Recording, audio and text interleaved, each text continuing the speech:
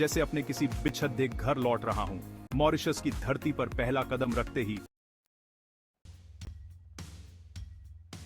आज मैं आपको मॉरिशस की कहानी सुनाने जा रहा हूं, जिसे हिंद महासागर का छोटा हिंदुस्तान भी कहते हैं। मेरी यात्रा दिल्ली से शुरू हुई। मन में उत्साह था, क्योंकि मैं एक ऐसे देश जा रहा था जहां भारत की आत्मा बसती है। हवाई जहाज में बैठकर जब मैंने नीचे देखा तो अपना भारत धीरे धीरे छोटा होता जा रहा था। लेकिन मुझे पता था कि जिस जगह जा रहा हूं वहां भी अपने देश की झलक मिलेगी। हमारा हवाई जहाज पहले केन्या की राजधानी नैरोबी में उतरा। दिल्ली से नैरोबी तक का सफर लंबा था, लेकिन बादलों के ऊपर सूरज को उगते ढलते देखना अद्भुत था। नैरोबी का मौसम अलग था, हवा में ताजगी थी। हमने तय किया कि मॉरिशस जाने से पहले नैरोबी के नेशनल पार्क की सैर करेंगे। ये जंगल शहर के पास था, एक तरफ ऊंची इमारतें, दूसरी तरफ खुला जंगल। नैरोबी में हमारा अनुभव रोमांच से भरा था। खुली जीप में जंगल की ओर निकले। चारों तरफ ऊंची घास और अजीब पेड़ डांच।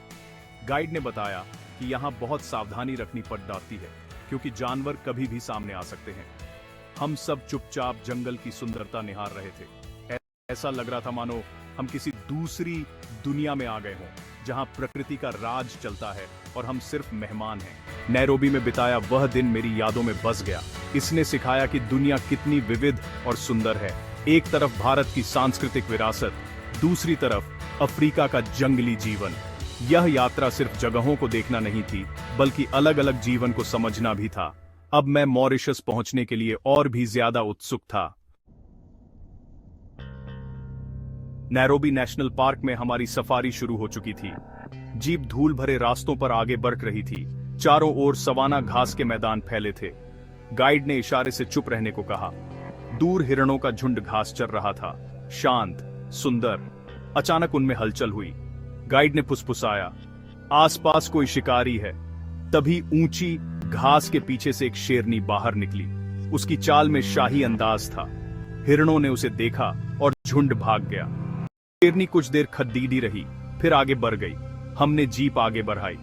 रास्ते में जेब्रा, जिराफ और जंगली भैंसे दिखे। जिराफ ऊंचे पेड़ों की पत्तियां उखा रहे थे, मानो आसमान छूना चाहते हों। गाइड ने बताया, हर जानवर की अपनी खासियत होती है, जो उसे जीवित रहने में मदद करती है। जंगल का संतुलन इन्हीं विविधताओं पर टिका है। सफारी के अंत में जब सूरज ढल रहा था, हमने रुककर आसमान के रंग देखे। दूर से जानवरों की आवाजें आ रही थीं। वह एक जादुई क्षण था। नैरोबी के जंगल ने मुझे सिखाया कि प्रकृति का सम्मान करना कितना जरूरी है। यह अनुभव लेकर जब हम मॉरिशस के लिए रवाना हुए तो मन कृतज्ञता से भर गया था। नैरोबी से उड्डीयन भरने के बाद विमान हिंद महासागर के ऊपर से गुजर रहा था। नीचे मीलों तक नीला पानी फैला था, जो सूरज की रोशनी में चमक रहा था। कुछ घंटों बाद पानी के बीच हरा भरा द्वीप दिखा, मॉरिशस। विमान से वह नीले समंदर में पन्ने जैसा लग रहा था। जैसे जैसे विमान नीचे उतरा, नारियल के पेड़िएच, हरे भरे खेत और सुंदर समुद्र तट दिखने लगे। मन में खुशी थी, जैसे अपने किसी बिछड़े घर लौट रहा हूं। मॉरिशस की धरती पर पहला कदम रखते ही हवा में गन्ने के खेतों और फूलों की महक थी। हवाई अड्डे पर गर्मजोशी से स्वागत हुआ। होटल तक का रास्ता सुंदर था, साफ सड़कें, दोनों तरफ गन्ने के खेत, बीच बीच में गांव जिनके नाम भारत की याद दिलाते हैं। मॉरिशस अफ्रीका के पास हिंद महासागर में एक छोटा सा वॉल्केनिक आइलैंड है। चारों तरफ समुद्र, शांत मौसम, ऊंचे पहाड़ और मूंगे की चट्टान। होटल की बालकनी से नीला समंदर और लहरों की आवाज सुनाई दे रही थी। सूरज डूब रहा था, आसमान रंगीन था। मॉरिशस की सुंदरता उसकी शांति में भी है। यहाँ जीवन की रफ्तार धीमी है, लोग सुकून से जीते हैं। मॉरिशस की आबादी लगभग 13 लाख है, लेकिन यहाँ की खासियत है 70% लोग भारतीय मूल के हैं, इसलिए इसे छोटा हिंदुस्तान कहा जाता है। सड़कों पर घूमते हुए चारों तरफ भारतीय चेहरे, उनकी भाषा, रीति रिवाज और त्योहार भारत की याद दिलाते हैं। करीब 200 साल पहले अंग्रेज भारत से लाखों मजदूरों को यहाँ लाए थे। गिरमिटिया मजदूर। उनका जीवन कठिन था, लेकिन उन्होंने इस धरती को अपना घर बना लिया। आज उनके वंशज राजनीति, व्यापार, विज्ञान हर क्षेत्र में आगे हैं। मॉरिशस का समाज एक मेल्टिंग पॉट है। भारतीय, अफ्रीकी, चीनी, फ्रांसीसी मूल के लोग मिलकर रहते हैं। यहाँ मंदिर, चर्च, मस्जिद एक साथ दिखते हैं। सामाजिक समरसता, मॉरिशस की सबसे बड़ी ताकत है। लोगों का जीवन सरल है, वे प्रकृति के करीब रहते हैं और छोटे पलों में खुशियां ढूंढते हैं। यहाँ के लोग बहुत फ्रेंडली हैं, उनकी वार्मथ और अपनापन दिल को छू जाता है। मॉरिशस में लोग आम बोलचाल में मॉरिशियन क्रेओल बोलते हैं, लेकिन भारतीय मूल के लोग भोजपुरी बोलते हैं। समंदर पार अपने गांव की बोली सुनना सुखद अनुभव है। वे बातचीत में हिंदी शब्दों का भी खूब इस्तेमाल करते हैं। यहाँ के भारतीय अपनी संस्कृति से गहराई से जुड़े हैं। सुबह शाम पूजा, त्योहारों पर पकवान, बड्डों का सम्मान, भारतीय शादियां, सब कुछ भारत जैसा। शादी में बॉलीवुड के गाने, दुल्हने लहंगा, दूल्हे शेरवानी पहनते हैं। त्योहार मॉरिशस की आत्मा है। दिवाली, होली, ईद, क्रिसमस सब धूमधाम से मनते हैं। दिवाली पर पूरा द्वीप दियों से जगमगाता है। होली के दिन लोग रंगों से खेलते हैं। भोजपुरी में फगुआ गाते हैं। महाशिवरात्रि यहाँ का सबसे बड़ा त्योहार है। इन त्योहारों ने भारतीय संस्कृति को जिंदा रखा है और नई पीढ़ी को अपनी जड़ी ढोंगों से जोड़े रखा है। इन लोगों ने अपनी भाषा और संस्कृति को बचाए रखा क्योंकि उनके पूर्वजों ने विरासत को आगे बढ़ाया। आज भी मॉरिशस के युवा अपनी भारतीय पहचान पर गर्व करते हैं। मॉरिशस में हर जगह सुंदर मंदिर मिलेंगे।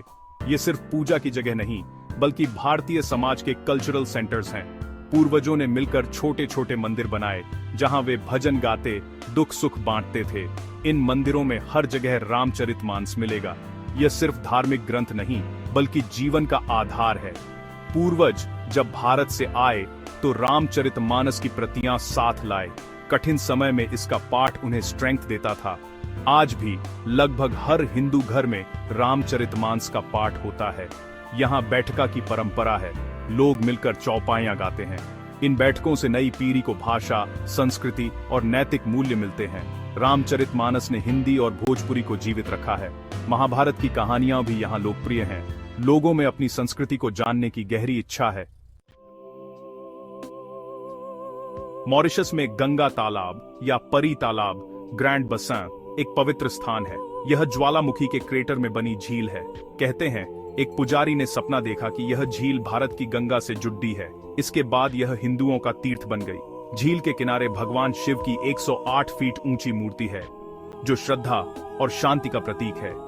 महाशिवरात्रि यहाँ का सबसे बड़ा त्योहार है। हजारों श्रद्धालु सफेद कपड़े पहनकर पैदल गंगा तालाब तक जाते हैं। इसे कांवदाच यात्रा कहते हैं। लोग कांवदाच में जल भरकर अपने मंदिरों में शिवलिंग का अभिषेक करते हैं। इस यात्रा में शामिल होना अविस्मरणीय अनुभव है।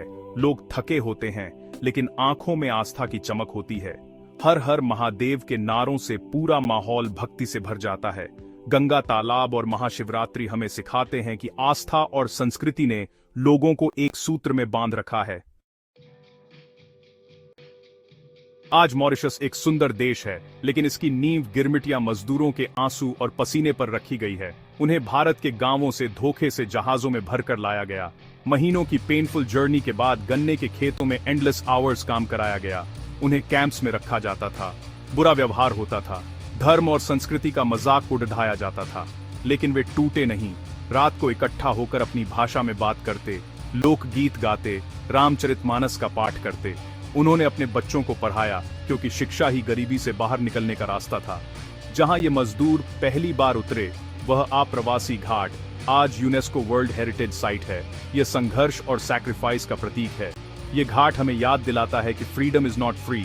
इसके लिए बड़ी कीमत चुकानी ठास्ती है। उनका संघर्ष व्यर्थ नहीं गया। आज मॉरिशस स्वतंत्र लोकतांत्रिक देश है, जहां भारतीय मूल के लोग नेतृत्व कर रहे हैं।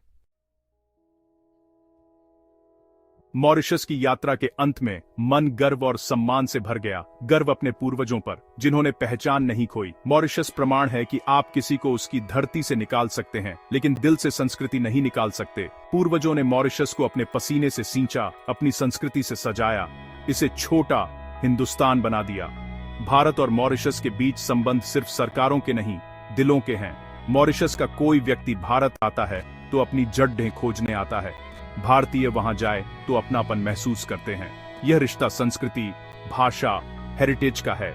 यही भारत की असली ताकत है। मेरी यह यात्रा सिर्फ एक टूरिस्ट ट्रिप नहीं थी, बल्कि भारत की आत्मा का प्रतिबिंब देखने का अनुभव था। मॉरिशस सिर्फ एक सुंदर द्वीप नहीं, यह होप, रेजिलियंस और कल्चरल प्राइड का प्रतीक है। इस पर हम सभी भारतीयों को गर्व होना चाहिए। जय हिंद।